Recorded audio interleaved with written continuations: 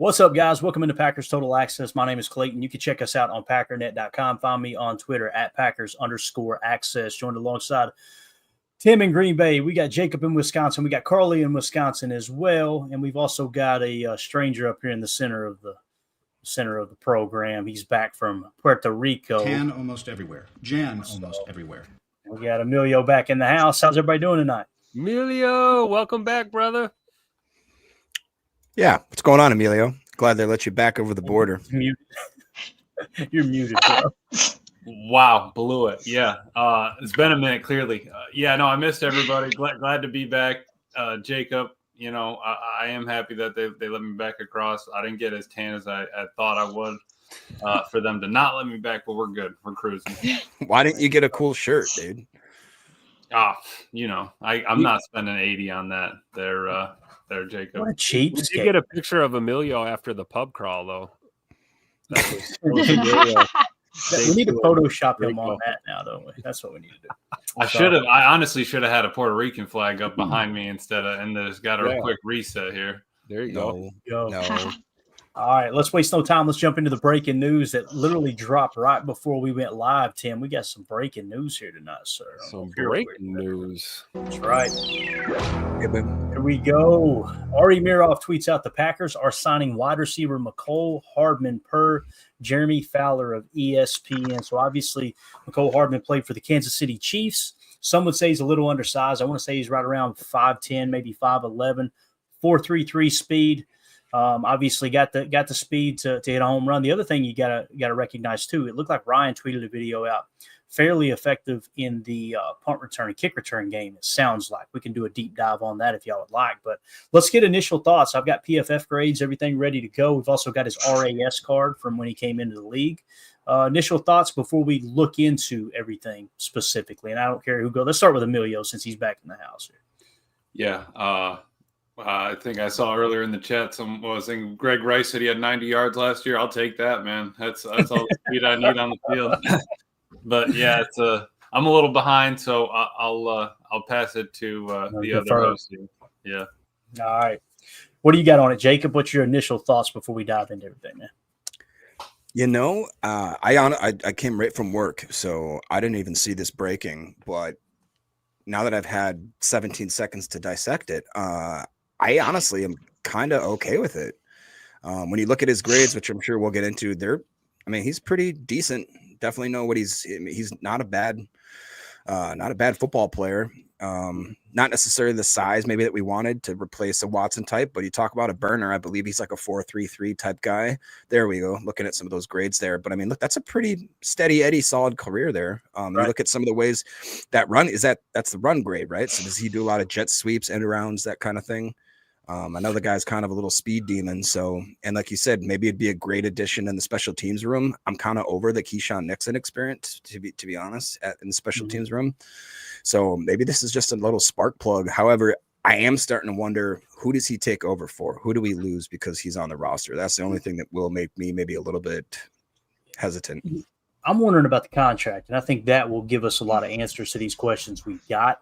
As soon as that information drops, that will tell us whether or not they plan on actually starting him, or if it's going to be, hey, look, he's going to compete for a spot, and who knows, he might even be kind of on the chopping block come camp, right? But again, it's not a player that you go, wow, but I was kind of surprised with the PFF grades. Now, keep in mind the snaps. He hasn't played over 318 snaps in the last 3 years. It's actually went down every year, so which would kind of suggest he's probably been faced with some injuries, can't stay healthy, that type of thing. Tim, we'll get your take. Let me get this super chat real quick. King Tron says, welcome back. Good to see you all. I appreciate the super chat there, sir. Josh Martin, new wide receiver number 1 super chat. Thank you so much, Josh.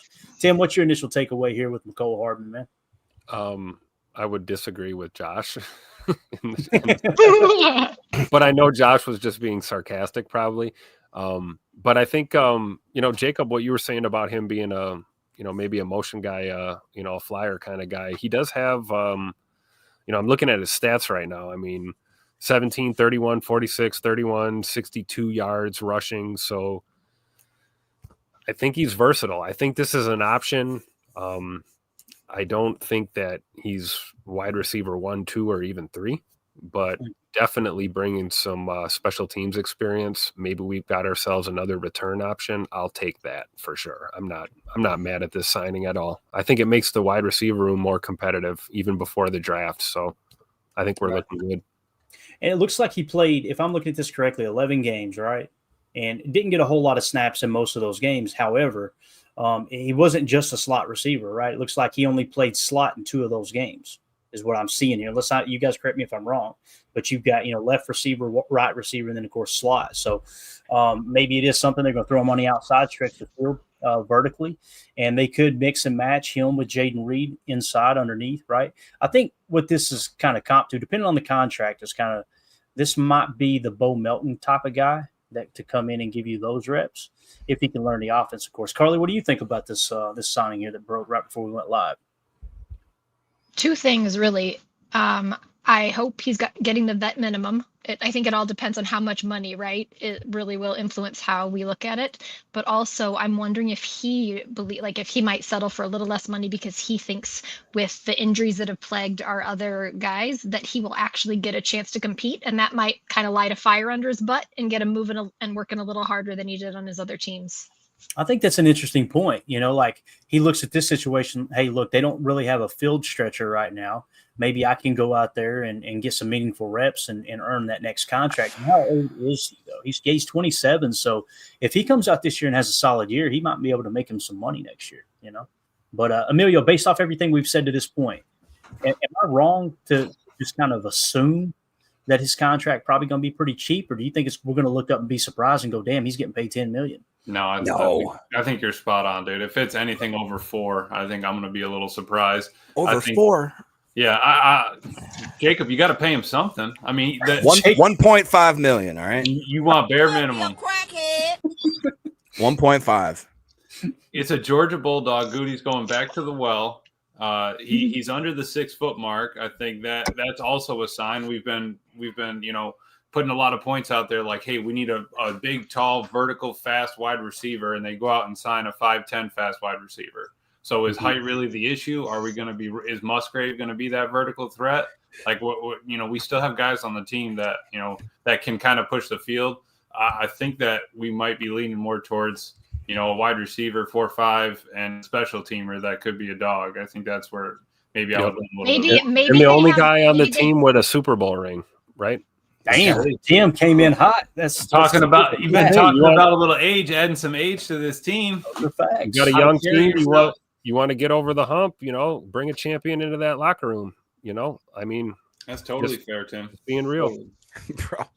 Tim's making some real points where I was going to say maybe they came out with some new cleats that have heels in them. So they allow you to Carly, how you gonna crack a short joke on our guy? Wrong. Just wrong. Professor Cake says he has 3 rings. Does he really? Heck, I guess he does. Yeah, he would. Yeah. Here's the guy. No, it ain't a guy. Stop there. Right? That's pretty wild to think about, right? And yeah. So let's pull up his RAS card real quick and shout out to Math Bomb, who does an excellent job providing this information over on his website. Make sure you go check it out. Just Google RAS and it will pop up. I promise you. So let's see here. Where are we at? Bang! I tweeted it out just now. Here is Mecole Hardman's RAS card from when he came out of college. Another Georgia Bulldog, Tim. Another Georgia Bulldog.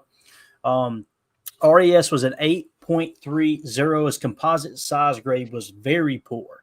At 5'10", scored him a 2.27. His weight was only 183 pounds at 2.39 was the score. His bench press, however, though, 17 bench reps. That's small. That's pretty solid there. Gave him an 8.28. His composite explosive grade, or explosion grade, I should say, vertical 36.5 inches. That's a 7.66 grade. Broad jump was 9.11. It gives him a 5.17. And then here's where he's elite. His 40-yard dash 4.33, scored a 9.90. The 20-yard split aspect of that 40-yard dash was a 2.57, which scored him an 8.93. And the 10-yard split was a 1.54, which scored him an 8.81. So obviously it's pretty even across the board. But the 40 got him the highest grade of the 3, so it's more top end speed, but it does look fairly balanced from the 10 to the 20 to the 40-yard split. Now his composite agility grade good with the shuttle at 4.25, scored him a 5.75. And then what kind of got him into that good range was his 3-cone at 6.75, which scored him an 8.98. Comments on the RAS here and how we may or may not use them. Everybody's so I mean, the biggest knock is pretty obvious here, right? It's his height and weight. That's kind of, he's a little lightning bug type guy. Not tiny or anything like lightning that, but bug. yeah. Or like a water bug. You know how they move real quick and shift around. And I'm kind of interested to see what's going to happen. I do think it'll be a very cheap contract, a vet minimum type thing. Ron Sandville in the chat, well, real quick, Mike Hebring, aka the Packers super fan, says, I like it, but we still need a wide receiver in the top 100 in the draft. I completely agree with that, Mike. Yeah, the Harmon signing doesn't change the fact that I think we're going in the first round 1 to 4. We're probably going to grab a receiver. Do you think that this was an exercise, Tim, that they said, all right, we want to find exactly where the floor is going to be in this wide receiver room because Watson's going to be done for predominantly the whole year. If they don't, for whatever reason, if the draft doesn't fall exactly the way that they'd like to, they want to have at least some sort of stopgap to say, hey, we know we got 5 or 6 or 7 guys that we can trust in this room. Yeah. Do you see that as a possibility? I do. Like, because we talk about the depth at receiver in this draft, right? So maybe the Packers are figuring, like, hell, even if we do have to take a 5th or 6th round, receiver, at least we're shoring up like that floor, like you're saying, and we're making the receiver room more competitive. I mean, you've got Watson out until, like you said, maybe the whole year. Hopefully not. Hopefully he's back by, Thanksgiving or something. And, we get to see Scoot out there, the closest to a number 1 wideout that we have. But I think adding a veteran like Hardman does a good service to us, especially once the numbers come out and we're not crazy overpaying. And, this is I don't want to say Band-Aid, and this definitely isn't Sammy Watkins all over again. Like I know some people are already complaining about. I think we'll get some serviceable performance from Hardman throughout the season. I really do. And I'm with you, Jacob. I want to see him as a special teamer. I really do. Yep. I think based off of what Keyshawn Nixon said, and Mike, thank you so much for the super chat, bub. We appreciate you. Based off, Keyshawn Nixon saying he didn't want to be the returner anymore. It's like this kind of feels like that might be that move, right? So maybe we carry 6 receivers with him being kind of that special teams guy. And who knows, man, if Keyshawn isn't returning kicks, maybe his defensive, I don't want to say skills, but results kind of go up a little bit too, not having to worry about that aspect of the game as well. So I love that everybody's being optimistic about it, because some people will roll their eyes. And I made that comment about the 10 million just to prove a point. Like I wanted everybody to feel that for a second, like, okay, hold up a minute. This is probably a minimum contract. You know what I mean? Like take you to the extreme and bring you right back type thing. And on Twitter, there's nobody reporting the details. What that tells you, probably a minimum. Go ahead, Carla. I was going to say pretty much what you just did. That I was listening to a pod that talked about like how agents want to brag about how much they got their players real quick when they sign, if it's all said and done. But if the longer it drags out, the more likely it's going to be a lower number. Definitely. That's probably the case here, I'm sure. Josh Martin with the super chat. Thank you so much, buddy. He says, I was being serious, wide receiver 1. Watson out until mid-November at the earliest. Dobbs concussion concern. Wicks and Melton are 3rd string at best right now. I'm glad that you put right now, because based off last year, you could kind of see Wicks and Melton being the 3rd best receiver on the team. Now, I think Wicks has the capability of being a 2, maybe a 1 eventually, based off of what he did his rookie year. But last year, man, it really smacked everybody in the mouth. Like, okay, we gotta slow our roll here and see if he can rebound from that sophomore slump. But in terms of wide receiver 1, that term gets thrown around a lot, Josh. And I'm not saying you're doing this. I just kind of, when I hear wide receiver 1, I think of a wide receiver 1 not as the best receiver on the team. I think of a wide receiver 1 as someone who tilts the field, someone who draws coverage, someone who draws bracket coverage. Like, he's a Tuesday player. You can't be a wide receiver 1 and not a Tuesday player. And what we mean by Tuesday player, that's a Belichick term, where that's the players that they would game plan for on Tuesdays when the coaches get together. These are the guys we have to stop this week. Mm-hmm. That's a wide receiver 1. But I think what you're saying is, hey, who knows? He may lead in targets here if he is the field stretcher. But does that make sense to you? Yeah, no, I think that makes total sense. I think that there obviously could be a possibility, maybe, but again, the only thing I would say, I was doing a little digging. It said back in 23, the Jets received a 2025 sixth round pick from the Chiefs and gave the Kansas City a 2025 seventh round just to get Hardman. So Kansas City gave up a draft, moved up around in the draft, gave him a sixth to bring him back. So that means the guy brought something, I would think. He brought something to that locker room. I think that would be huge. But again, it's also iron sharpens iron. Let's bring in as many wide receivers as we can. Let's get these young guys with a little bit of, like Carly was saying, a little bit of heat under their feet and see how it goes. I think that's the best way to kind of approach it. Yeah, I can see that. Josh Martin, again, thank you for the super chat, man. Let's go around the chat here. Drew D, the Bears had hosted Mecole Hardman yesterday. Now, people may laugh at that, but look at the receivers they've got on their roster. Like DJ Moore, he's a legit – I don't want to say he's a field-tilting wide receiver, but he's the best receiver on that team unless Rome Odunze unseats him this year, which Rome Odunze, some would say, hey, you put him on a team with a good quarterback, one that can get rid of the football in less than 7 seconds, he'd probably be a solid receiver. So now with the Bears kind of taking a look at him, that would suggest they possibly seen him as their number 3 receiver, right? And I think that's a decent sign in what teams think he may or may not be. So let's see here. We've got also in the chat, Chuck Jaggers, we just got our Band-Aid till Watson comes back. I could see that. Prince says speedy slot size guy can focus on big boundary target in the draft. Melton has competition. That's what I kind of originally – I first thought if Melton was our backup F, right, which you've seen that in mop-up time, they would put him in the F spot where Jaden Reed was. Maybe this is a way that they could explore the option of doing what we talked about and putting Jaden Reed out to the Z like he was in college. So maybe you could throw him out to the Z, work Mecole in, work Bo Melton in. If he could take a step, you can kind of patch this thing together. But I think Tim would agree with this from J. Cole. This makes me believe we're drafting Higgins or Harris. Tim, you sign off on that, sir? Yes, absolutely. And I agree. I'm not at all upset about this signing. I just don't think, Mecole Hardman he's the dude. He's the wide receiver one. I don't believe that. I believe he makes us stronger at a point that we need to be stronger. We lost Scoop for the better part of this season.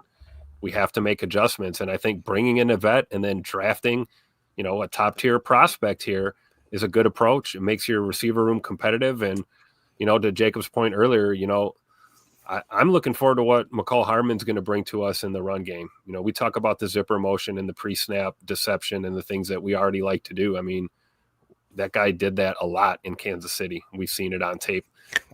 They use a lot of that in their offense. So, I mean, I'm cool with it. I believe as much as I have before, if not more so, just like J. Cole said, that I still think we're grabbing a receiver early in this draft.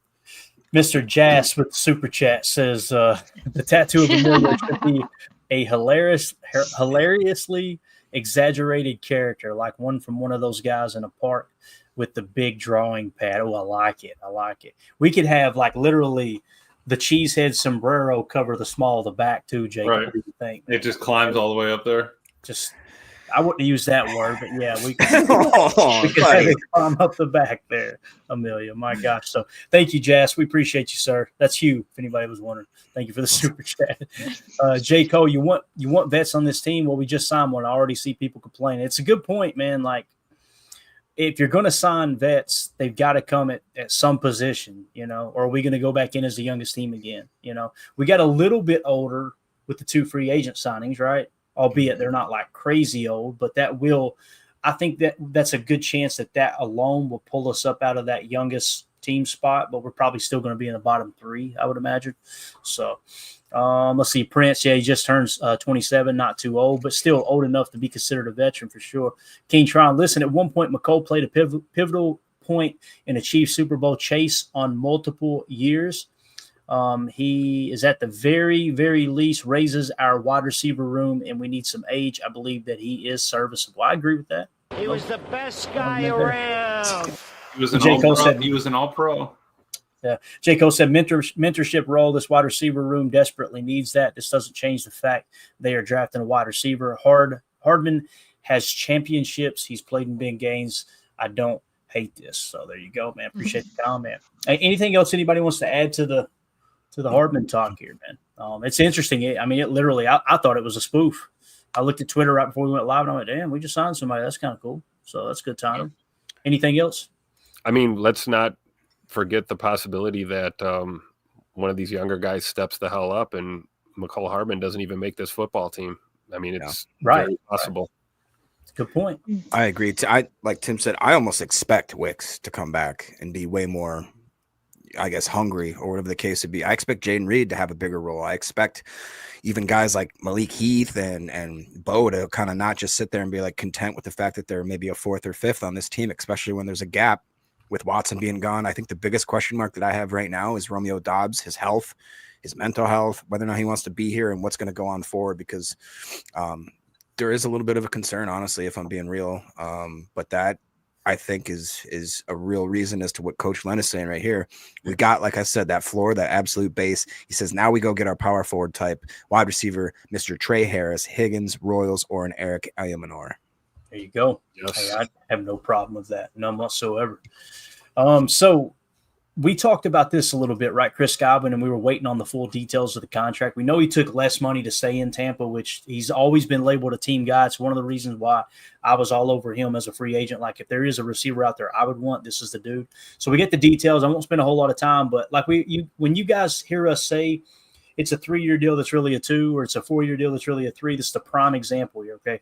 Wide receiver Chris Godwin's Buccaneers extension, 3 years, $66 million base value, $44 million guaranteed, okay? And it says 1.4 annual incentives, 2 years, $44 million in practical guarantees, okay? So what that basically means, it's a 3-year deal, but with it being 2 years, $44 million practical guarantee, you can get out of the third year. It essentially turns into a 2-year, $22 million per year type deal. And if he's still balling out when you get into year 3, now they've already got a void year attached there as well, if I remember correctly. Yeah, $8.3 million in void. So his cap hits were in 2025, $12.9 million. It blimps to 33.6 in year 2. His cap number will not be that, right? They'll be able to kick that around, move it around, get it into 27 and 28 if he's still balling out. And then when you decide to cut bait at the end of the day, if you do that at the end of 2026, it's probably just going to be about a $44 million bill. So you essentially got him for 2 years, $22 million per. Does that make sense? Because we always talk about that type of deal, and we never really have a visualization of what that looks like. This is the perfect example here with Chris Godwin. And I didn't pull that up to go, man, I wish we'd got him, like most Packer fans are doing right now. It's just a learning experiment of, okay, here's what we're talking about when you say a 3-year deal is really a 2. So, all right, let's move it along. Something else that came down the pike, we'll hit this real quick. Now I want to get to some Derek Harmon talk. This was cool. Doug Kleiman on Twitter tweeted out, said every NFL, MLB, and NBA stadium, ballpark, arena ranked by average review rating on Yelp, Google, TripAdvisor, and Facebook.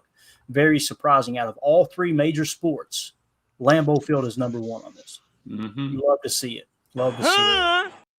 Behind them is PNC Park, obviously where the Pittsburgh Pirates play. Horrible baseball team, but man, it's a beautiful backdrop to go up there and watch some garbage baseball.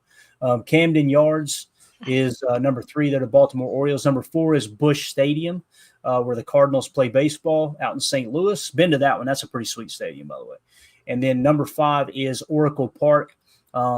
That's where the San Francisco Giants play baseball. So the next NFL team to pop up was actually Lumen Field in Seattle, and they're 6th on this list. How cool is it? We are hands down the best NFL stadium on the face of the planet. It's no news to us. I just thought it'd be cool that we dropped this in. Kind of by far, too. Look at that. Right. Then you got to wait till you hit, Pittsburgh and the Colts Stadium? Mm-hmm. That's kind of crazy. Definitely. Any other comments on that right there, gang? Worth it, man. That's why you get chills driving up. Absolutely. Mm-hmm. I would never forget the first time I came across the bridge, and we went up. We came through Appleton and then wrapped back around, and as we crossed the Fox River, you could see it like a ghost ship off in the distance. I would never forget the way I felt when I seen that stadium. That was back in 2003, the first time I seen it. So I didn't get to witness the Green Monster like Tim did back in his heyday. Oh, man, the OG. Well, the OG of my era, I guess.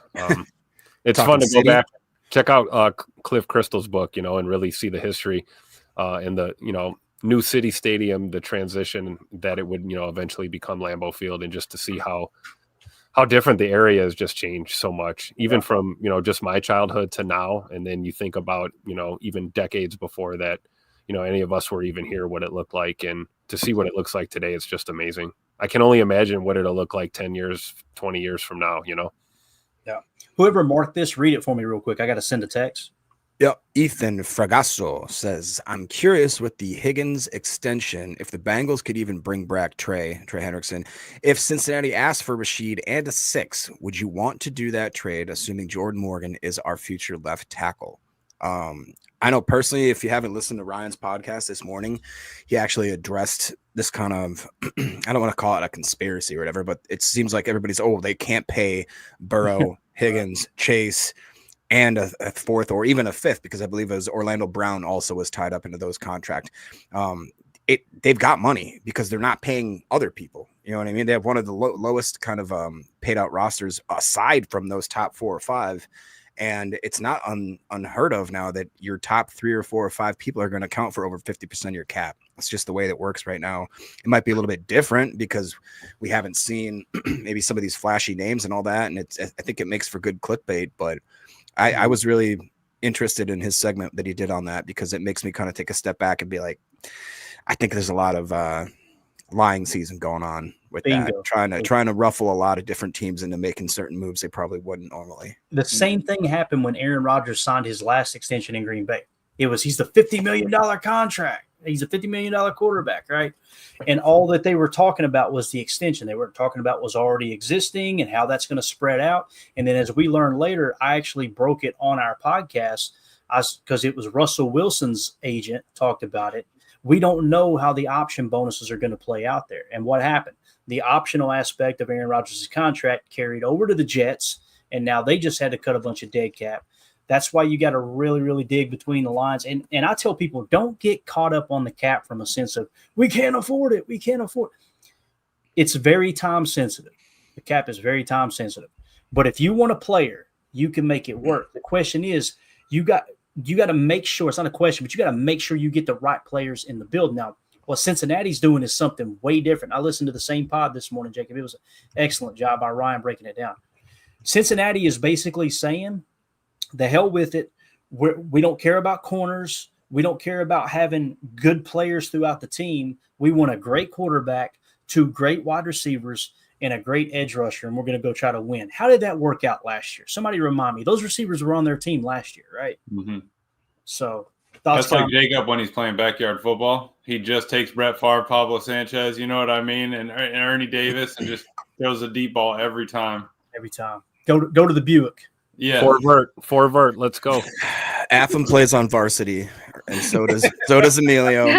You guys are a bunch of chimps. I don't know. I will say the one thing I don't like about this is the assumption of Morgan being our left tackle, right? Like, because is anyone comfortable assuming that he's going to be our left tackle? And if you are, and you do move on from Rashid, what's the competition at left tackle? You're basically just telling this second-year guy coming off a season riddled with injury and us trying to make him be a guard. And now we're telling him going back to the left side, we're moving on from Rashid. I don't know. How do you guys feel about that? Like Rashid is such great value, a 7th-round pick at that position. Like, I want to keep him all day long. All day long, he's staying.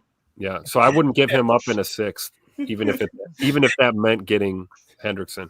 Honestly, Jacob just got a good pop out of Emilio. I don't know if y'all noticed that, but the Italian came out of Emilio just now when he seen Jacob go, thank you. What was that?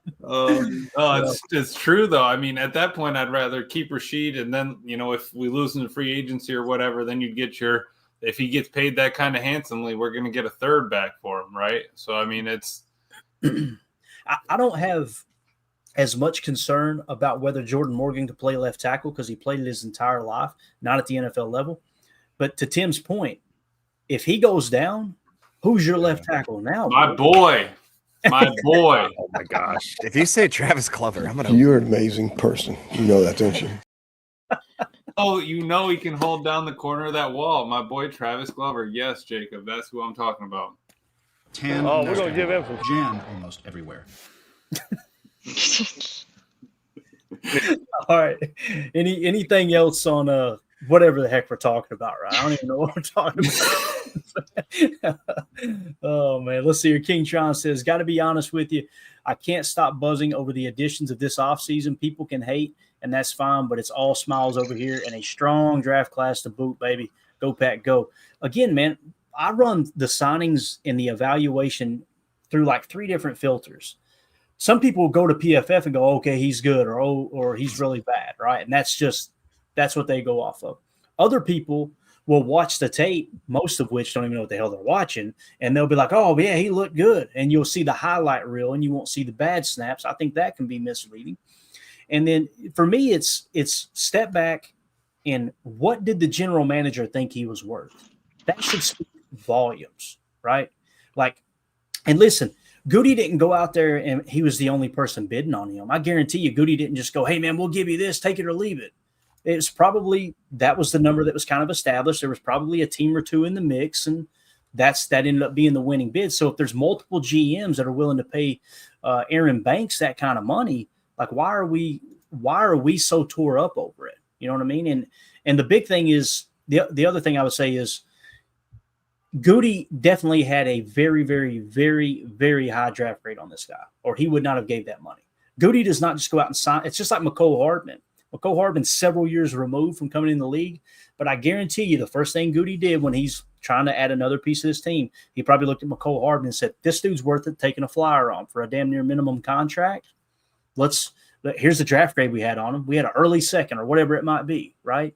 It's worth taking a shot. So I love the optimism, Kingtron. Same thing with Hobbs. I think Hobbs has got versatility. I think he plays the game hard. I think I don't want to say ball hawk, but he's definitely a magnet to the ball. Like it's just he plays the ball, whether it's trying to knock the ball out, trying to strip a fumble, or get the interception. Some players in the past that we've had, we haven't had that.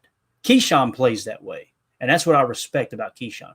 Keyshawn is not shy. He's going after the damn football, and I really, really like that about Keyshawn Nixon. It kind of feels like Hobbs is the same way in a bigger frame. What is he, 6'1"?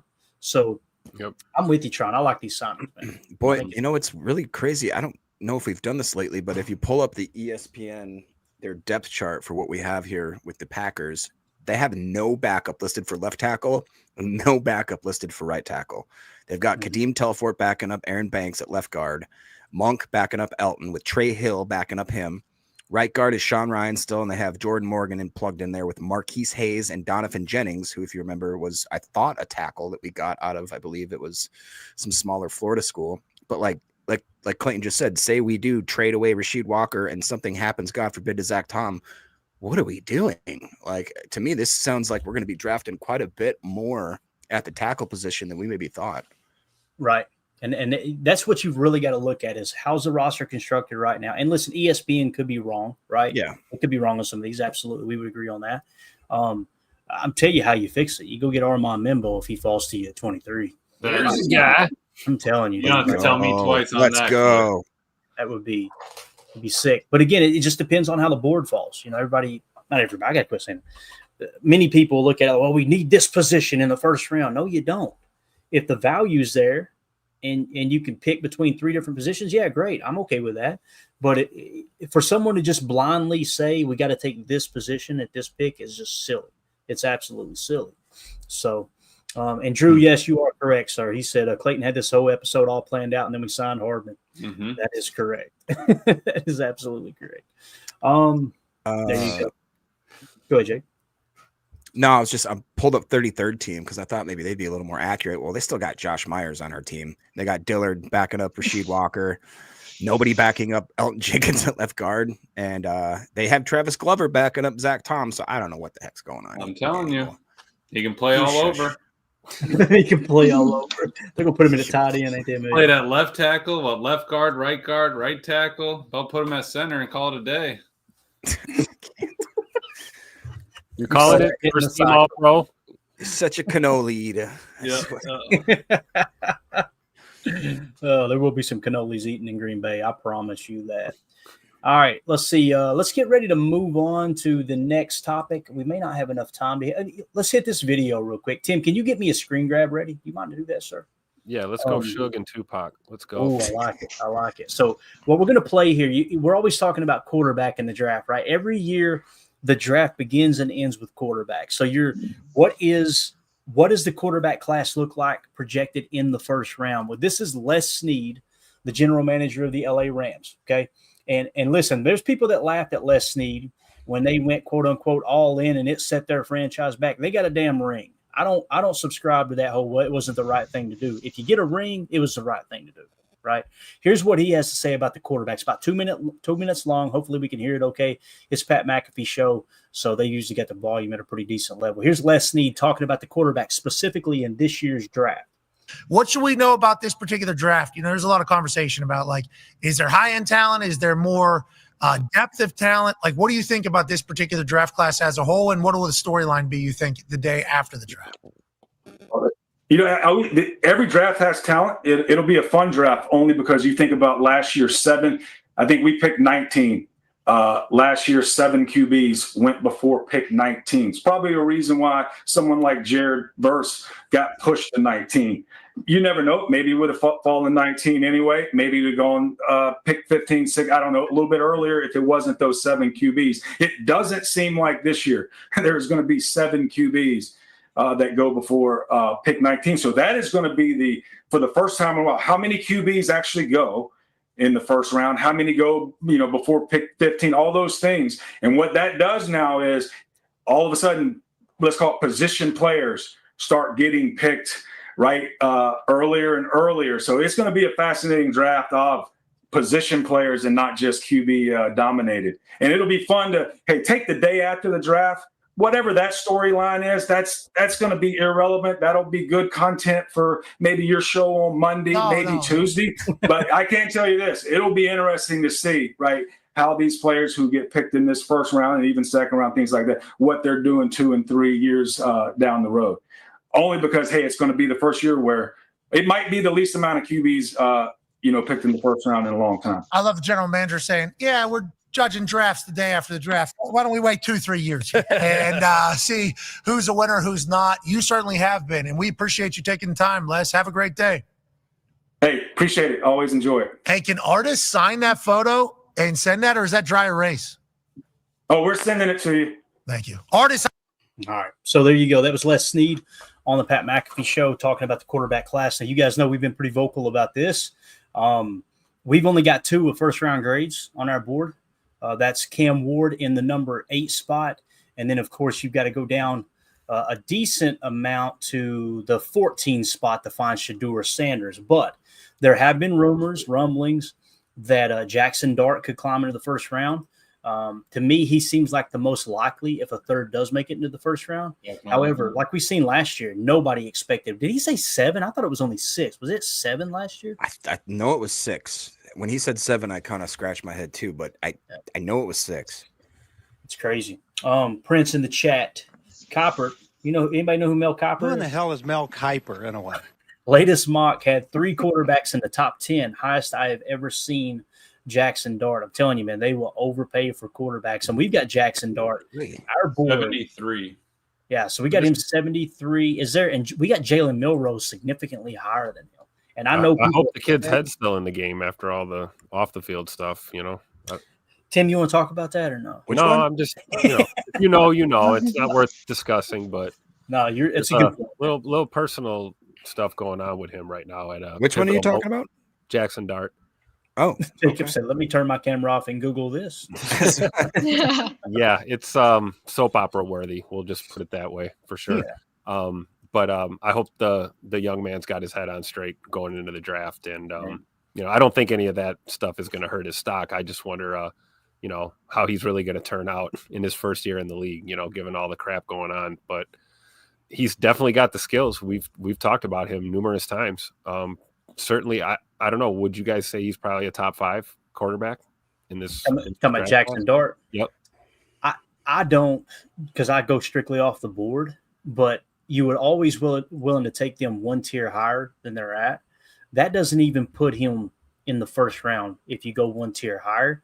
But I'm telling you, man, these teams, quarterback's that important. They'll take a swing on it. And if you hit on that dude in the first round, you've got him for 5 years, including that 5th-year option, right? So I don't know, man. If I had to put money on it, it's tough because I could see it happening. I just don't agree with it. Does that make sense? Like, it's just, I don't know. I just don't think he's good enough to be a first round pick. What do y'all think about it? I think that what's really helping him out is when I'm looking at this list of quarterbacks, other than your first couple here. I mean, even like Cam Ward, 22, almost 23 years old. Shador is over 23. Jalen Monroe is over 22. Will Howard's 23 and a half. Riley Leonard, 22 and a half. Jackson Dart's 21.8 years old. Like, talk about a ball of clay that you could mold. And he graded out spectacularly pretty much every single year, especially the last two. 6'2", 225. I mean, that's pretty much ideal. He's a two-sport throwing background with the baseball and football career. So I could see it. I didn't have time to Google what happened, but I'm intrigued now. So I don't know if that really is going to affect him, but I don't see 3 in the first round. I just don't. Yeah, and Emilio, as you can see on our board, and Carla, you just chime in anywhere you want to. Okay. PFF 2022, he was the 80th graded quarterback. He jumped all the way to 10th in 2023, and then last year he jumped all the way to 3rd. Mm-hmm. But the PFF, so he was the 3rd highest graded quarterback in college football, but the PFF big board at the end of the college football season had him at 193. Somebody make sense of that. That's crazy. Yeah, why is it? Do we know or even have a hint of why that is? I know nothing about him. I hadn't even heard of him until you guys mentioned him, actually. I'd only heard of the top 2. This is what PFF said about why their big board doesn't line up with their grades, is because they feel like college teams have misused players. Okay, so he graded out. Got hold to the wrong stuff. So in this case with Jackson Dart, seeing that he was the 3rd highest graded quarterback in college football, but he was 193 on the big board at the end of the season, are you saying they used him too good? Are you saying that the system made him shine so well that that's kind of a false representation of the quarterback that he had? You know what I'm saying, Emilio? Make sense of it. I can't, man. I mean, it's tough because, you know, he also impressed when he was throwing in his, you know, his underwear, right? So teams liked when he was able to spin it. That's cool. He's got the flow that Jacob loves. I get it. But the issue is, like, I mean, you got to perform out there, right? So I would honestly see Milroe going because he's more of an athlete than Dart. Yeah. Before Dart gets pulled in the first, I think that you could, you know, try to use Milroe. You could teach him, you know, throwing techniques, all that. The dude, like DJ said, has a 100 or an 80 in baseball terms in his speed and running category. Like, that dude's ability to run the football is unbelievable. If you have a team, you know, with a quarterback that you rely on, that you want to work the ball that way, you're taking your chance on that. If you fall so you can get 5 years on him, I think it's a good move. Dart could sneak in, and the way that could happen is like just how Mel Kiper did it. Put him in one draft, then maybe another big guy puts him in another draft. We'll see what DJ says about it. We'll see what 33rd team says, but it's all about hype. I was going to look to see where he's at right now. I want to know where the PFF has him now, because I'm guessing they're probably moving them around. Well, I guarantee he's 126. 126. So he jumped how many spots now, Jackson Dart? So he jumped from 193 to 126. What you're saying, Jacob? Yep. Yes, sir. All right. So no more football's been played. He jumped 70 spots. Right. It's pretty wild. So, all right, that's going to do it for hour 1. For those of you listening on the pod, we'll see you on the other side for hour 2. We're going to break down some scouting reports of players that we think are on the Packers' radar, one being a top defensive lineman in this draft. That's called a tease. We'll see you in hour 2. Appreciate you. Hey, Clayton, can I mention one more thing about the QBs? Yeah, go ahead. I wonder if part of the reason for PFF changing these rankings, it doesn't have to do with any more football being played, but maybe they're keeping an eye on like the availability of veterans or things like, for example, the Falcons. Why am I blanking on his name? Quarterback hasn't been released and Aaron Rodgers hasn't committed. Like, I'm wondering if it kind of is tracking those and putting the relative desirability of these people, ranking those, if that makes sense. Do they do that? Yes. What do you think? That could be the case. If so, stop calling it a big board, because it's not a big board. You know, the big board isn't there to predict where players are going to be taken. The big board is, here's how good these players are ranked in order. You see what I'm saying? So even if that is the case, and honestly, as you're saying that, it makes sense that they're being persuaded, right, to think a certain way because the hype around a player. And that's why I like to keep our board the same, so we don't buy into that. I want to know, here's where the value truly shows it is, right? And whether it's right or wrong, I could care less. But I don't want our board to be swayed in any way because all of a sudden this dude just started skyrocketing up boards. Because, and I'll say this, and I know people don't like to hear this, but it's an absolute fact. I know people who work at universities and work on football staffs, and this is a real thing. There are sports media members that will prop up players of programs to make that program look better. That happens. That happens every single year. So I'll just leave it at that. But Jacob, you were grinning like a possum in a dumpster. Were you going to say something just now or no? No, I'm just laughing at Carly's cat attacking her like mine often does. And her just trying to block it. She can block. All right, so let's move on to some prospect news here. I thought this was interesting. As Tony Pauline, all right, you can follow him at Tony Pauline over on X. Huge crowd. I think he meant crowd. Huge crowd at Oregon Football Pro Day, including Green Bay Packers general manager Brian Gutekunst, as well as VP of player personnel John Eric Sullivan and John Wachowicz. What? How do you say that name? Wachowski? Is that what I think that's Wachowski. Yeah. Wachowski. We said it 7 different ways just now. We're all shaking our head like we knew. He not only rambled, but he rumbled and stumbled. Perfect. So also a director of player personnel on the attendance sheet. So wanted to hit that because I just put Derek Harmon's season. There's multiple prospects that they're interested in on the Oregon team. And there are some versatile freaks on that team. There's some solid prospects. I mean, like if we were to look early in the draft, and I haven't prepped for this, I imagine there's several in the top 100. We won't read them all, but like Birch. Yeah, Birch was one. You're right. Josh Connerly Jr. is another one, tackle from Oregon, right? Yeah. And then you got Derek Harmon, Tez Johnson, Elijah, Jordan, whatever his name. Oh, yeah. Jordan James, Anjay Cornelius, Dylan Gabriel, Terrence Ferguson, Jeffrey Bassa, Jeremy Caldwell, Joshua Grono. That's Oregon State. So that's in the top 150 on our board. So again, so you start to piece everything together. I'm looking for Easton Butler to have information and saying the Packers met with Derek Harmon. You know what I mean, Tim? Like that's when I'll go, okay, they had their eyes, and they'll probably meet with him anyway there, being at the pro day and him being 25 on our big board. He still doesn't have the cheese emoji yet, but Derek Harmon is that guy that seems like here lately Packer fans are getting really excited about. So what we did was we went through and did a quick scouting report. Tim, before we jump into the scouting report for Derek Harmon, what do you think about Goody being at the Oregon Pro Day here, man? You think we're going to have a couple Oregon Ducks on this team soon? I do. I think we're going to get the cheese emoji added to a few names for sure. And hopefully Derek Harmon is one of those names because, I mean, we talk about 3-tech. I think he can be a 3-tech in this defense. I really do. And the fact that Goody's there is, a good sign that he's probably going to meet with at least a handful of these guys, right? And you'd like to think that Derek Harmon's probably near the top of that list, hopefully. I don't know. I could pick up the bat phone and give Goody a call and see what he thinks. But get him on the horn real quick. Do it. Get him on the horn. I'm hoping that with Oregon's Pro Day, I hope he meets with Harmon. I really do. That'd be my first pick for sure. Got it. All right. Well, here it is. This is a little glimpse. If you're not a member of our Patreon group, this is what the Patreon, just another aspect that you get as one of the members.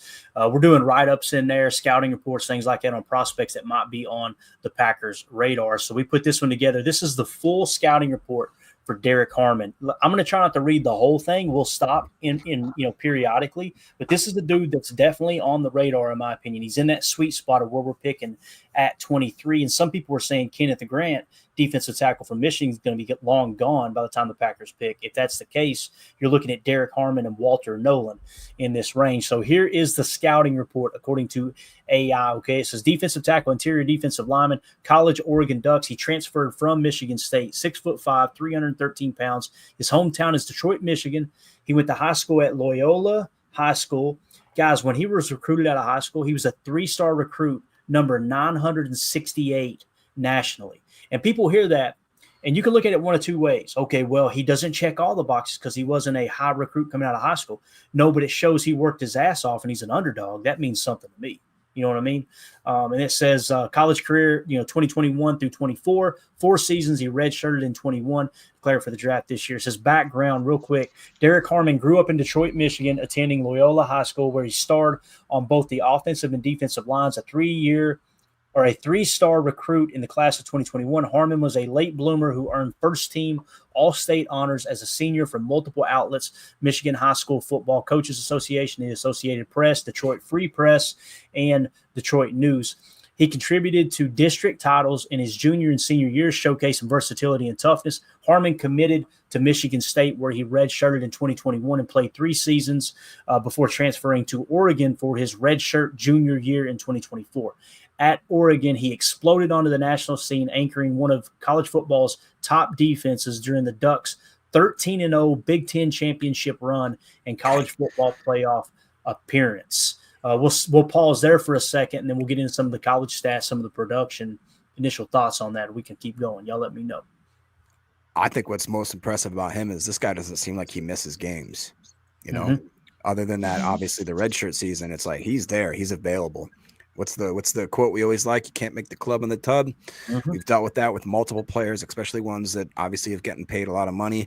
I would love to have, just imagine if the young new talent that we have in there, if we have a guy like Edge Cooper and just some workhorse in front of him for 3, maybe 5 years, if we do end up snagging him in the first, I think that'd be awesome. Yep. Yeah. All right, let's continue on here.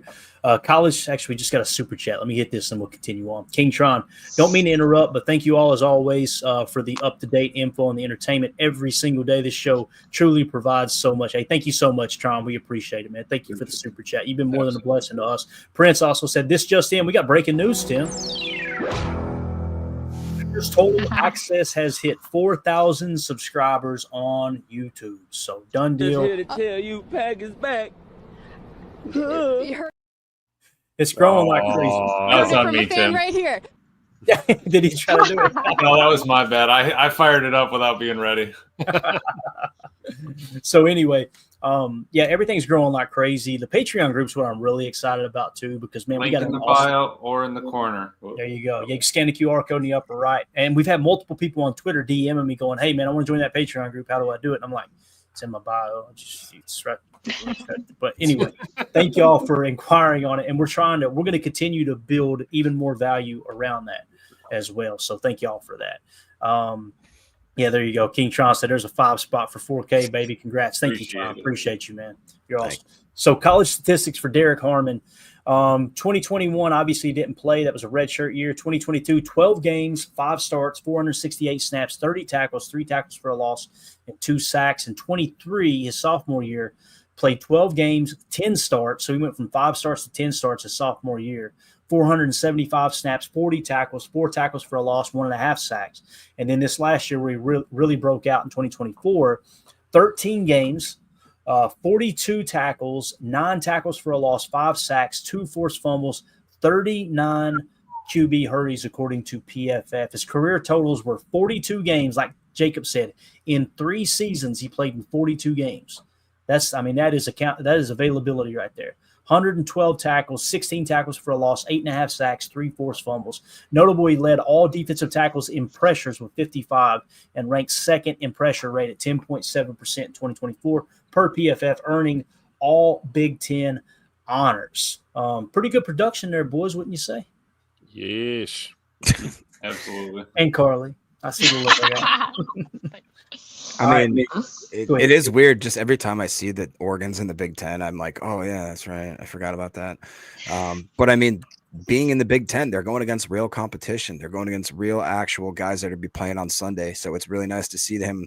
We've talked about multiple times over the years that I want to see progression. I know Clayton likes that too. Obviously, people want to see him getting better, and he just seems like he has not even hit his potential yet. So I'd be very excited if we were to be able to snag this guy.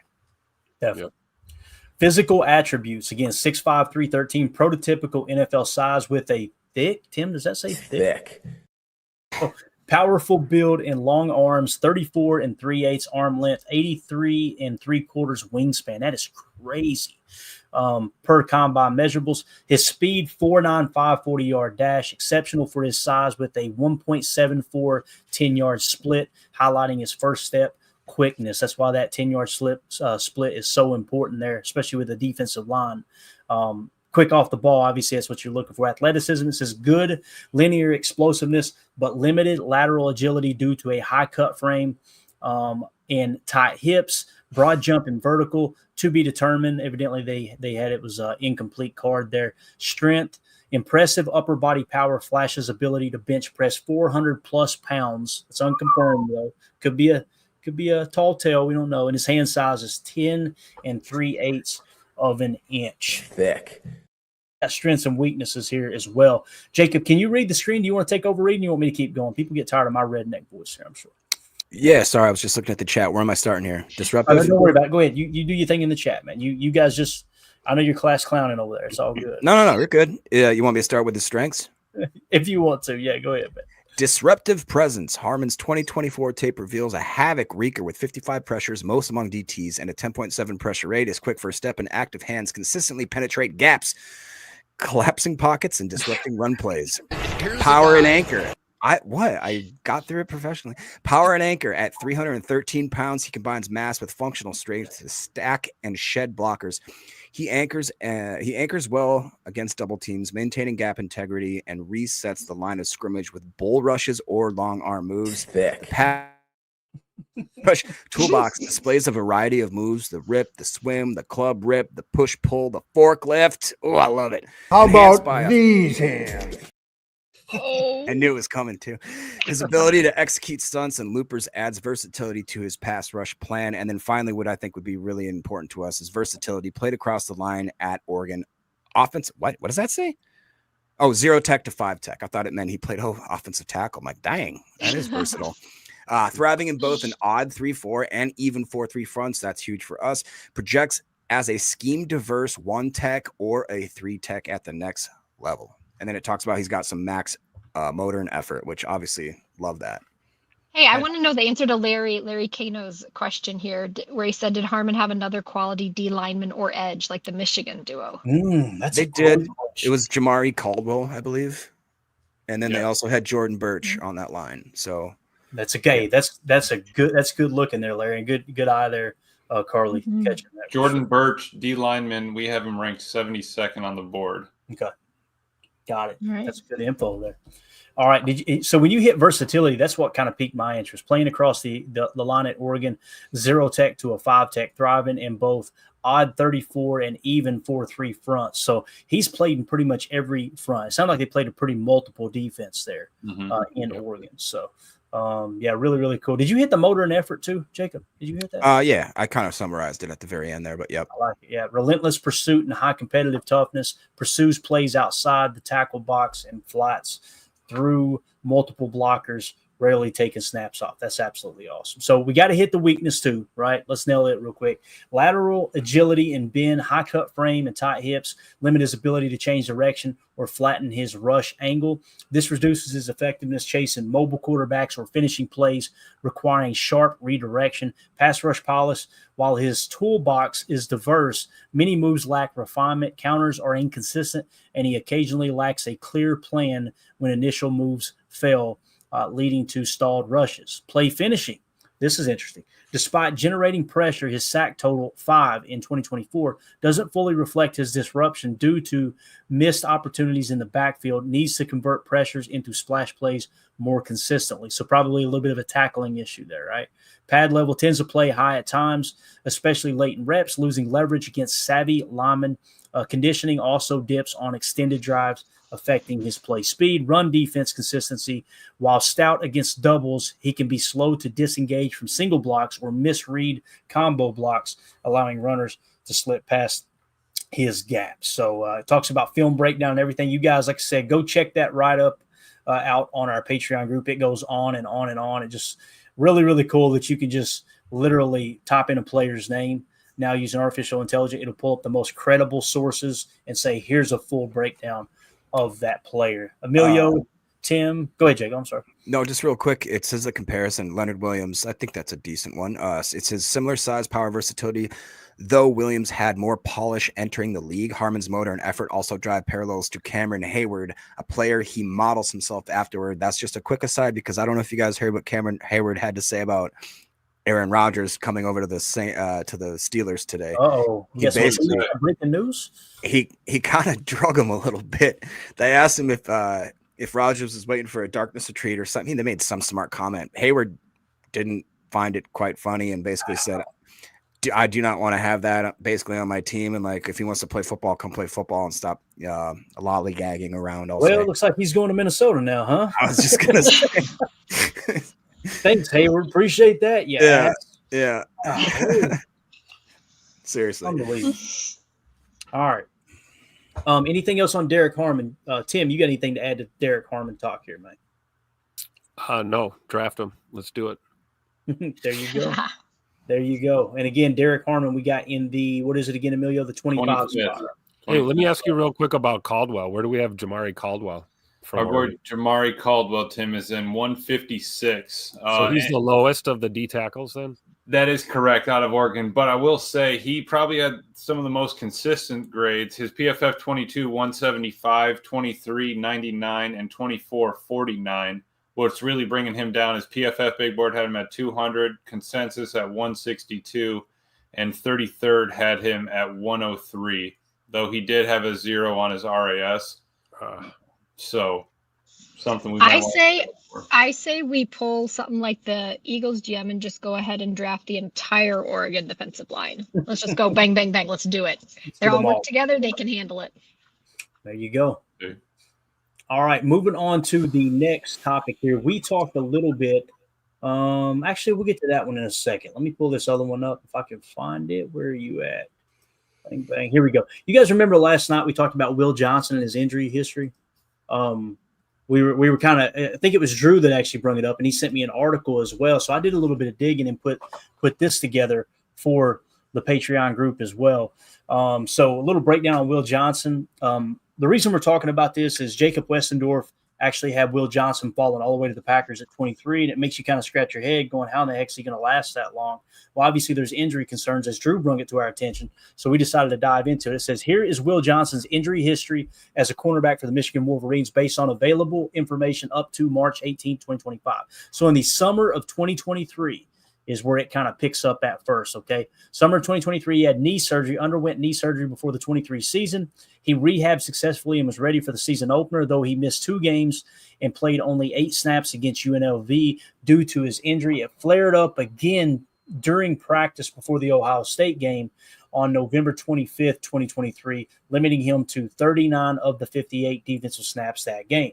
Fast forward to September 28th, 2024. Suffered a shoulder contusion during the USC game, causing him to miss the subsequent game against Minnesota. He returned the next week against Washington on October 5th, 2024, but exited early due to a separate injury. So you got 3 different injuries already, right?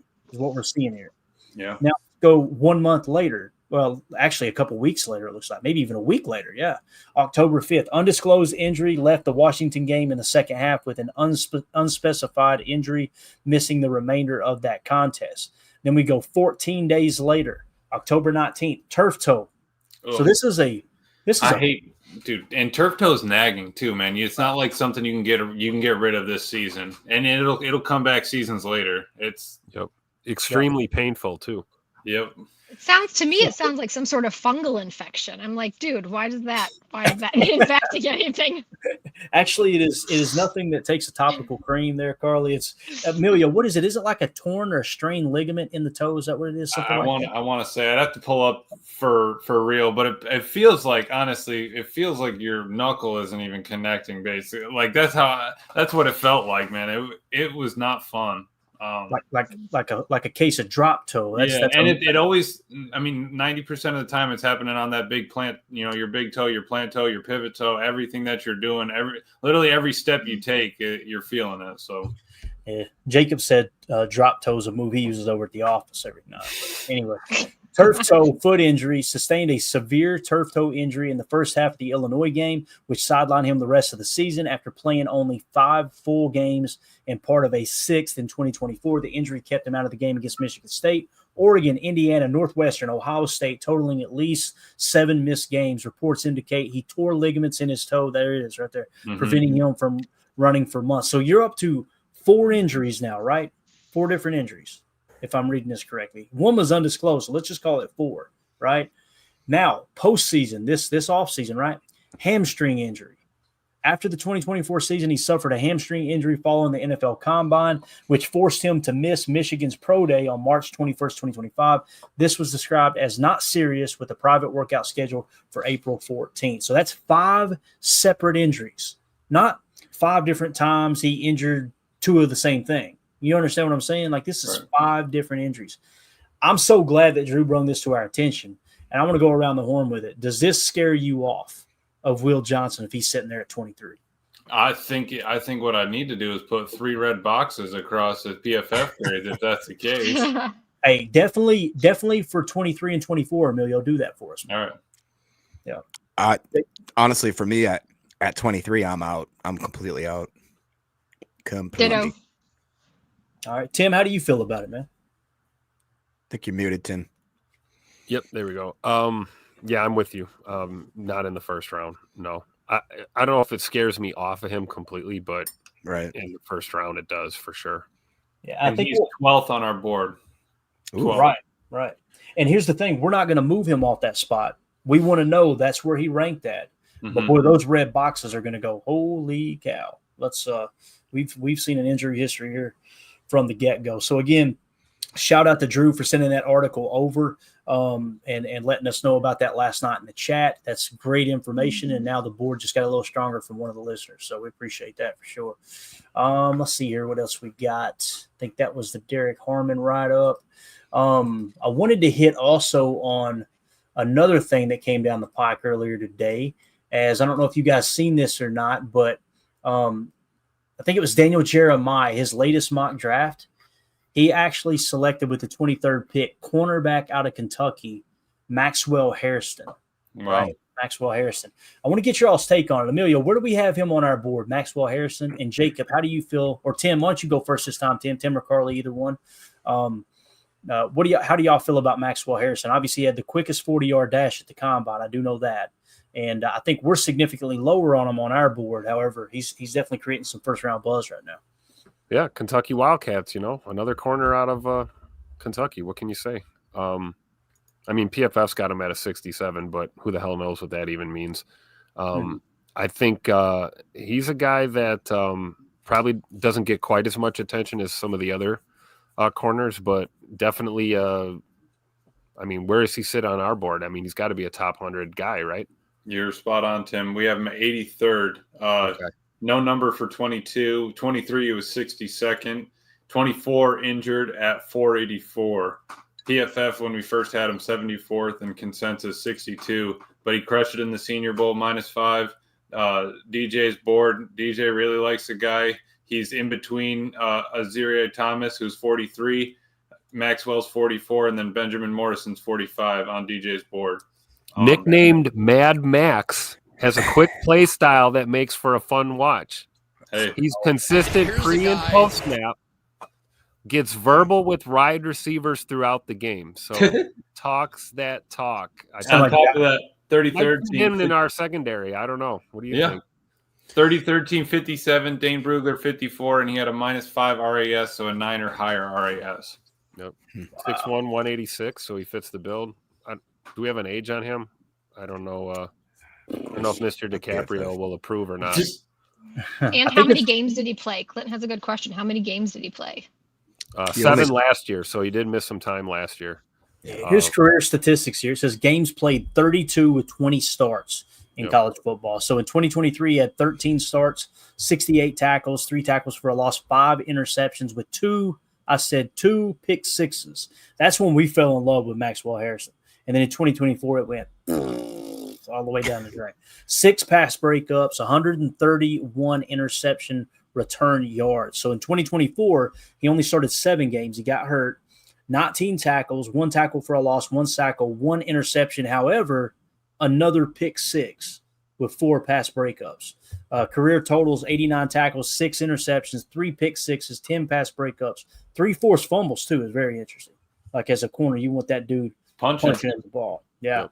It says a notable statistic here, tied for 5th all-time in SEC history with 3 interception returns for touchdowns. First Kentucky player with 2 pick sixes in a single game. That was versus Vandy, which, listen, my Meemaw could pick off passes and take them to the house with Vandy. You know what I mean? That's just the way it goes. Vandy sucks. Yeah.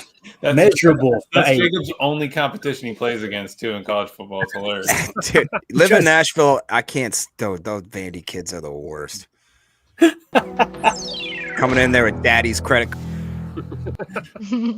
I could just see Jacob working at the restaurant, right? Oh, God, here comes this medical student. Anybody with a Vineyard Vines and boat shoes walks in, Jacob's just all yeah. over. Oh, yeah. Yeah. Emilio, all those people that passed us on that rooftop restaurant when we were in Nashville, Jacob would have walked up there with his shirt unbuttoned to the navel, and he'd have went, "Look at those yuppies over there." Oh man, exactly. It's a true It story. is a true story.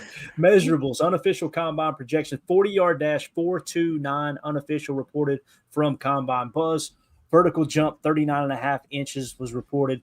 RAS was a 9.62 to a 9.68 projected ranking among top cornerbacks historically. So arm length above average, noted for length on film. Exact measurement was to be determined. I'm sure we could get that information. This is just the write-up we have.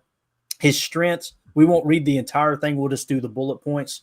His strengths are ball skills and playmaking ability, zone coverage instincts. Tim, what did we play last year? Did we play a lot of cover 2, cover 6? Yeah, we played a little bit of zone, didn't we? I think we did. Athleticism, length and frame at 6'1" with long arms. So there you go. Run support, willing and aggressive tackler. Missed just 8% of attempts I like in 2023. Competitiveness, a high effort player with a chippy demeanor. Harrison was a team captain. Put the C up there, boys, and plays with confidence. His Senior Bowl performance reportedly showcased improved man coverage skills as well. So, nice. Any comments on the positives there from our boy? That right there, that's a positive. The ability to be effective as a zone defender, but also adding that man coverage, skill set to your repertoire. That's going to be great coming into the NFL. So we'll see, man. I'm just a little nervous with other than this last year, the year before in 2023, where he had an 81.8 grade. Otherwise, his other seasons seemed like they were maybe plagued by injury. He only played 4 snaps in 2022 with a 53.2 grade. He had a passer rating against him of 118.8. 2023, only 67.5. And then 2024 has a 67 flat grade with a passer rating of 78.2. And in that season, like Carly talked about, limited snaps, limited play, and he had one. Granted, it was an elite game. I think it's the University of Miami, Ohio. I think that's what that is. Otherwise, very subpar, middle of the road at best. So I just wonder if that's a flash in the pan. Had a great season, although it is a type of goody pick to go back a year or two and see, hey, this guy's got potential. He played the most games that year and had his best career. So You hurt me, Brett. Do you guys think, though, that with his 40-yard dash time, he might get, like, that might raise him a little bit, that people are going to take him too early? Because I don't want to, if that's his only thing, it's like you're not doing a straight 40-yard dash with nothing interfering when you're playing football. So I really don't care. Yeah. To me, I think the 40-yard dash is important. It should confirm what you see on tape. You shouldn't go against the tape because somebody runs a quick 40, J. Cole in the chat. We're a little bit conflicted here in the chat. I love it, man. J. Cole says, I'll take Amos before Harrison, just my opinion. There you go. J. Cole also said, Maxwell Harrison isn't the pack top to me. Amos would be. And then Coach Lynn said, I love Maxwell as a trade up in the second. So maybe if he falls out of the first round, jump up there and grab him. Now, you mentioned that his PFF grades dropped last year, Jacob. Guess who else did on that Kentucky team? Deion Walker. So when you see multiple players that were projected to be like first-round picks the year before, all of a sudden they all start to kind of fall off together. It does give me a little bit of hope, like, okay, it was probably a coaching issue. Listen, I've been a Kentucky fan since I was crapping yellow. There have been coaching issues over the years. Okay, trust me. As my brother always said, when we watch another heartbreaking loss, like have you guys ever seen the Hail Mary LSU threw against Kentucky in Lexington? They already doused Guy Morris, the head coach, with the ice bucket and everything. Oh no! They chuck a Hail Mary, catch it. There's some student in a 3-piece suit comes running out of the stands, celebrate, don't even realize they caught the damn football. That was embarrassing too. But I'll never forget my brother. We were watching that game. He hit the remote, turned the TV off, and went, welcome to Kentucky football. So, anything else on our boy Maxwell Harrison? We could go through the weaknesses real quick if you want. We got a little bit of time here. I mean, I think the comp to Trey Amos is accurate. Comparing apples to apples here. I mean, Amos is 6'1", 190, similar build, similar skill set, but the numbers are definitely higher for Amos out of Ole Miss. So I agree. I think I'd probably give the edge to Trey Amos. Got it. 100%. Yep. All right. Where is Trey Amos on our board, Emilio? Kind of putting you on the spot there. How does he compare to Maxwell Harrison? Trey Amos out of Ole Miss, big cornerback there. Whoops. Amos is 46th on our list. Ooh. So definitely higher up. He had a 309 in 22, 160 in 23, and 21 in 24. PFF liked him 28 and consensus 45. 33rd had him 30th, but Dane Brugler had him 93rd. But again, another athlete, -5 RAS, so 9 and up. Got it. Yeah. All right. Negatives just real quick for Maxwell Harrison. Play strength and size, man coverage limitations, which they said he improved that at the Senior Bowl. Tackling inconsistency, although he's willing to. Injury concern and deep speed questions. I think the deep speed questions probably got handled over the 40, I would imagine, right? Mm-hmm. But injury concern, it says a shoulder injury sidelined him for 5 games in 2024, raising questions about his durability. Pre-draft medical evaluations will be key. So we will never hear about that either. These teams will not let us know what the pre-draft medical evaluations look like. So if he starts to sink, then that shoulder might be a little bit of an issue, right? So film analysis versus Georgia in 2024, he was targeted 3 times, only allowed 1 catch for 13 yards, showed discipline in zone, staying in position against a talented passing attack. Versus Missouri in 2023, limited Luther Burden to 2 receptions, showcasing awareness and closing speed. His pick 6 in the game highlighted his ability to capitalize on mistakes. He was covering Luther Burden most of that game and ended up with a pick 6. That's impressive. That's pretty cool. Versus South Carolina, aggressive downhill playmaking, including a sack, but missed a tackle that led to extra yards. And then versus Vandy, Jacob's favorite school down here in the South, 2 pick 6s in one game, demonstrating elite ball skills and return ability, 54 and 29-yard returns there. So there you go. There's your Maxwell Harrison quick little scouting report. Do you guys enjoy that? It's a lot of reading, but I really – we wouldn't do this for all the prospects. But like the players that it kind of feels like, okay, they might be on the Packers' radar. They might fall in that spot. I think it's important to kind of get familiar with them. And this is where it came from. Daniel Jeremiah obviously mocked him at 23 to the Green Bay Packers. Here was his explanation. It's not clear if Jair Alexander has a future in Green Bay, so the Packers turned to the highly dynamic Harrison at cornerback. So obviously there's no way DJ's taking him here if Ja's on the team. And as of right now, Ja is still on the team. So there you go. You guys want me to rattle through this mock draft real quick, his latest mock draft he put out today, Daniel Jeremiah? Is that cool? Can I mention something really quick, Clayton? Yeah, absolutely. All Good had a good comment here. He said almost all the best cornerbacks run 4.2 or 4.3 40s, except Sherman. Amos ran a 4.45-ish. And so I stand corrected. I do care about the 40 a little bit because you have to be able to catch a guy. Breaking news. Yeah. Breaking news. So anyway, that was just a good point. I didn't really think of that. And you got to be able to catch your guy if he's got some steps on you. So you do want to be fast. Yeah, and listen, GMs take that very serious. They said you have, as a cornerback, you have to have the ability, the natural ability to match speed on speed receivers. If not, then you're going to be very limited on what you can do, where you can play against specific targets. So yeah, just a quick FYI: Trey Amos 4.43 40, Siobhan Ravel 4.4 flat. Travis Hunter, the projected maybe overall pick, is at 4.4 flat as well. So it's not too far off the prime off the top there, right? Yep, got it. All right, let's rattle through this mock real quick from Daniel Jeremiah, 3.0 mock draft. Number 1 pick in Tennessee, Cam Ward, quarterback from Miami. Number 2 to the Cleveland Browns, Abdul Carter. Him opposite of Myles Garrett. Holy cow. Number 3, Shador Sanders goes to the Giants. So that would suggest if Aaron's not playing in Pittsburgh and Aaron's not playing with the Giants, Aaron probably going to be playing with them Vikings. Shador. On my knee. I say bring it on. I think it would be a hell of a storyline, and let's go beat their brains in twice a year. That's what I'd like to see. So, but Shador's dad has already said he's not going to let him go to the Giants. They're going to pull like Is he Eli really? Manning and just not. Yeah, he's like I'm not letting him play for them. So that's breaking news here. no, it was. I mean, it was a while back. I think it was like over a year ago. But there was some talk, and that was one of the places he's like I'm not doing it. So they're probably gonna say it a little under the table. But if they pick him at that, it'll be a lot more public. Maybe they pick him to trade him. Yeah, that's what happened with Eli, right? Yep. Well, that was the Drew Brees, Eli. Was that how that worked?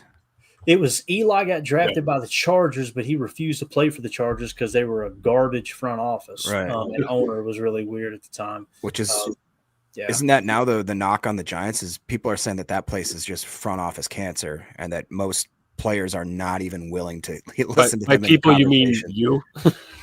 No, I mean, but look at what they've done. Like you guys let Saquon Barkley walk. You let Xavier McKinney walk. You let almost every single person that is on that team that was worth a darn. You let them walk. Like, what are you doing? It all started with running Tom Coughlin out of town too. Yep. Like the dude that run those Super Bowls there. Have you guys ever seen that last press conference that Tom Coughlin did? He basically thanked the media, thanked the team and everything. He looked over at Eli and said, "This is not your fault," because Eli was like tore up over it. He thought it was his fault that he got fired. He said, "This isn't your fault." He goes to walk off the stage, and the owner, Mara, went to shake his hand, and he just walked right past it. Yeah. Ever since then, it's went the whole time. So, number 4, Travis Hunter goes to the New England Patriots. Number 5, Jalen Walker, edge defender out of Georgia. So they've got him going top 5 now. Am I losing my mind, boys? I don't get it. It says Jalen Walker would form a dynamic trio with Josh Hines Allen and Trayvon Walker, with the latter kicking inside on passing downs to give all 3 players a chance to rush the passer. At the same time, Jalen Walker could play off-ball linebacker on early downs and then rush off the edge when it's time to hunt the quarterback. Now, with Duval. Perfect timing. Down in Jacksonville, in the past, and they've got a new GM now to the best of my knowledge, they've historically liked this type of player, this ball of clay, right? Highly athletic. So number 6, Ashton Gianti goes number 6 to the Raiders. That's really interesting there. Number 7, Armand Membo goes to the Jets. Emilio. I'll be devastated. Bro, I'm telling you that like our board is spot on. I'm telling you, there's going to be stuff we screw up on it, but for the most part, like there's some people that don't think Armand Membo's in the top 20, and it's like Daniel Jeremiah, his latest mock draft. No, he's just worthy of the 7th pick. Yep. So, who in the hell is Mel Kiper in a way? Mason Graham drops to number 8. That's interesting. Going to the Carolina Panthers. Jahad Campbell goes not. He goes top 10 to the Saints. Linebacker out of Bama. Number 10, the Bears get Will Campbell, the best tackle in the draft. That sucks, right? That would absolutely. Number 11, Jahdae Barron, versatile cornerback, goes to the San Francisco 49ers. Number 12, Matthew Golden goes to the Dallas Cowboys. Number 13, Malachi Starks goes to the Miami Dolphins. Number 14, Ty Warren, first tight end off the board, goes to the Indianapolis Colts. Number 15, Will Johnson falls all the way to 15 to the Falcons. Gray Zabel lands in the 16 spot to the Cardinals. Mike Green, edge defender, goes to the Cincinnati Bengals at 17. Number 18 is Colston Loveland to the Seattle Seahawks. Yikes. I like that draft pick for them, man. I really do. That's good. Yeah, couple him with JSN and Cooper Kupp, and now you got Sam Darnold at quarterback. You're off and running. Donovan Ezaraku goes number 19 to the Tampa Bay Buccaneers. Number 20 is Omarion Hampton. So there's 2 running backs off the board now in the top 20 going to the Denver Broncos. Pick 21, the Pittsburgh Steelers take Jackson Dart. There it is, your 3rd quarterback, Pittsburgh Steelers. Number 22, the Chargers take Tet McMillan. Tet McMillan. Right before. Come on. I didn't even think about it up to this point. I didn't either. Is there a chance he falls to 22? What did he run? What did he run? A 4.4? He ran a 4.4 or something like that. Yeah. Ran a 4.4 and he's 6'9", whatever he is. That's crazy, man. Let's see if he gives any explanation there. We're about to wrap up, guys. I won't be shocked if McMillan goes in the top 8 picks or if he slides into this section of round 1. There is a wide range of potential landing spots for the former Arizona star, but the team that drafts him will be getting a receiver with incredible size, body control, and ball skills. So there you go. Hold on real quick. We're sitting there. 21 is coming on the board here. I would be willing to trade it just to get up one spot. You'd have to imagine we could do that for, I don't know what the Jimmy Johnson thing says or whatever, but to go from a pick being Maxwell Harrison in the first with the 23rd pick versus picking Tet with 22, sign me up for Tet, man. Nah, take Higgins in the second round.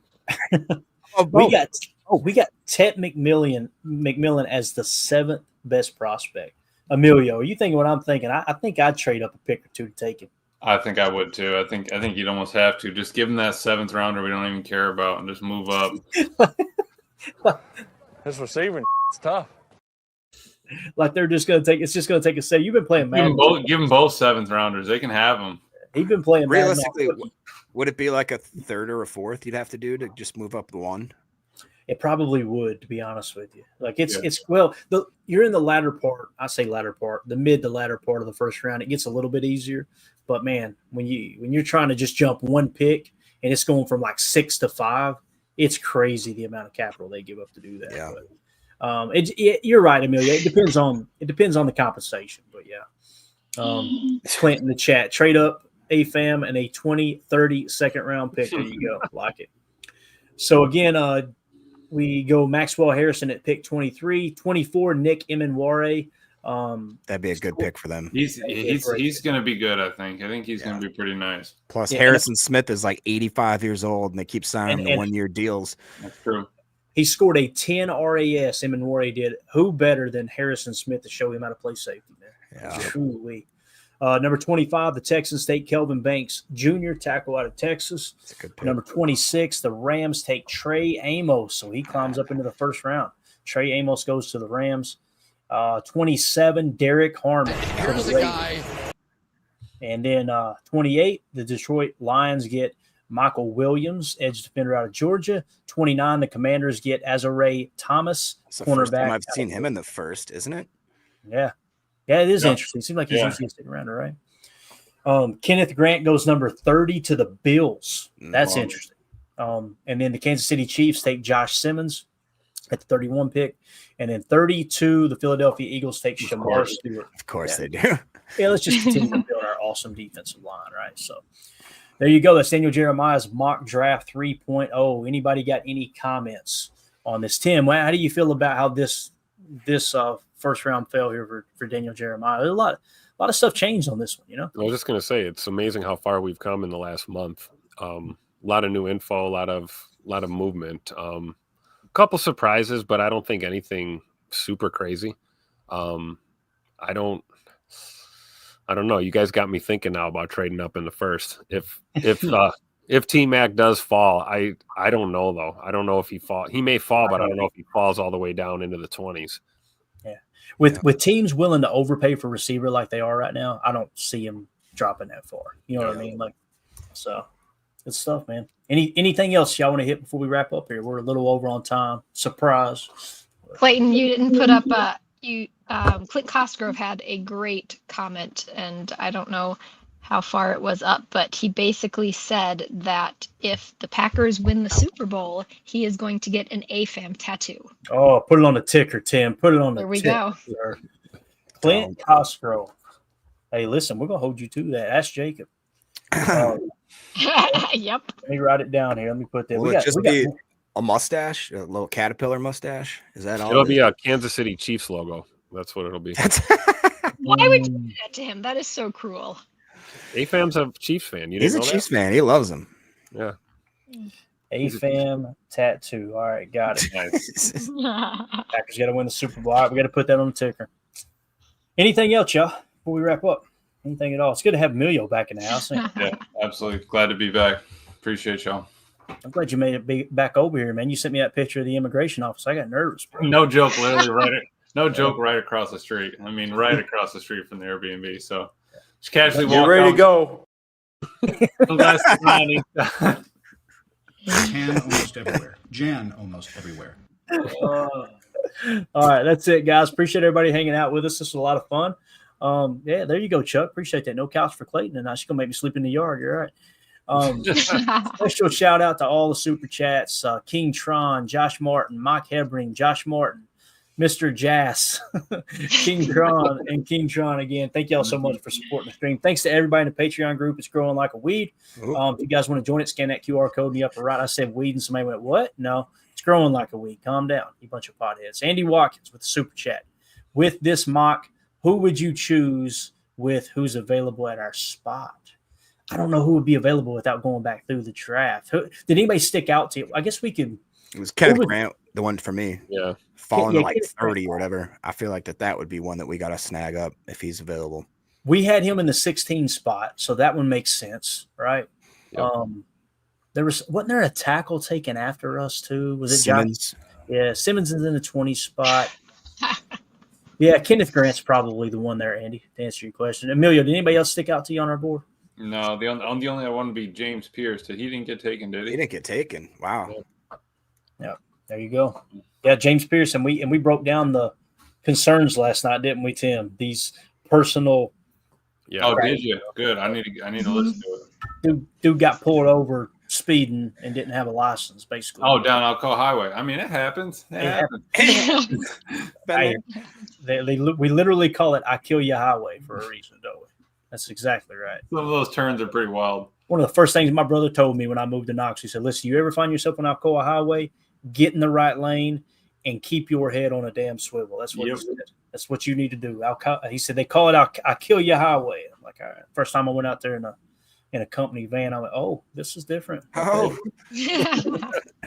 so that's down there in Emilio's stomping grounds, ain't it, Emilio? That's true. Kinda. All right, this show sucks. Thanks, everybody. Appreciate y'all hanging out with us. We'll see y'all tomorrow. And we go. Bye, guys.